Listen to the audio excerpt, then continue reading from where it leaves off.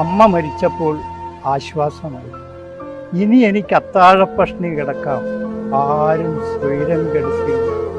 ഇനി എനിക്ക് ഉണങ്ങിപ്പാറുന്നത് വരെ തല തുവർത്തണ്ട, ആരും ഇഴവിടർത്തി നോക്കില്ല. ഇനി എനിക്ക് സന്ധ്യാസമയത്ത് പുറത്തിറങ്ങാൻ ടോർച്ചെടുക്കണ്ട. ഇനി എനിക്ക് കിണറിൻ്റെ ആൾമറയിലിരുന്ന് ഉറക്കം തൂങ്ങിക്കൊണ്ട് പുസ്തകം വായിക്കാം. പാഞ്ഞെത്തുന്ന ഒരു നിലവിളി എന്നെ ഞെട്ടിച്ചുണർത്തില്ല. ഇനി എനിക്ക് എത്തിയേടത്തുറങ്ങാം. ഞാൻ എത്തിയാൽ മാത്രം കെടുന്ന വിളക്കുള്ള വീട് ഇന്നലെ കെട്ടു.